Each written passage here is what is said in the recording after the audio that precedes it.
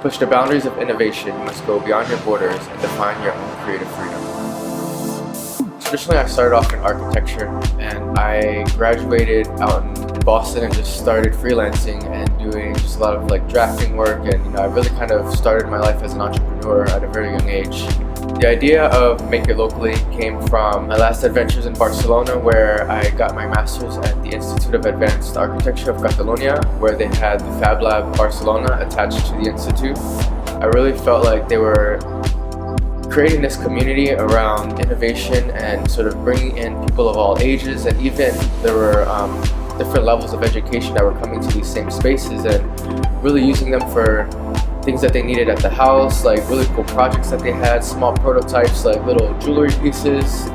There were really cool projects coming from the architecture students that really were at the industrial design scale, which were lamps and tables, and I really saw this place as a place where people could really just create what was in their head, create what was in their mind, and really have the tools. And if they didn't have the know-how, they could learn in that same space. And so that kind of really was what spawned a lot of my motivation for opening Make It Locally. I really want to have this place be a sort of incubator for these smaller projects and just have it be more feasible for the community to be coming in and getting involved.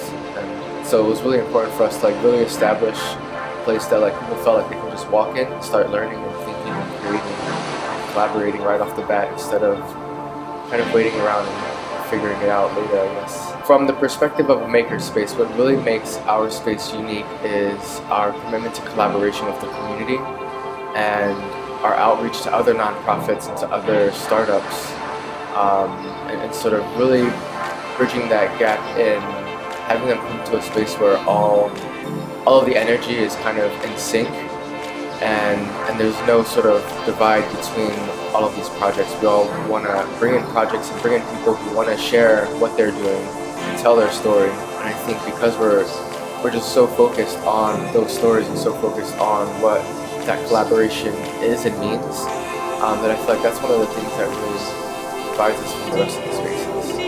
This sort of freelancer perspective is not only just for the artist and the traditional artisan, but it's really for a lot of industries coming out now that are really taking the entrepreneurial perspective in their field. My name is Gabriel Bello Diaz, and I am the co-founder of Make It Locally. I am innovative.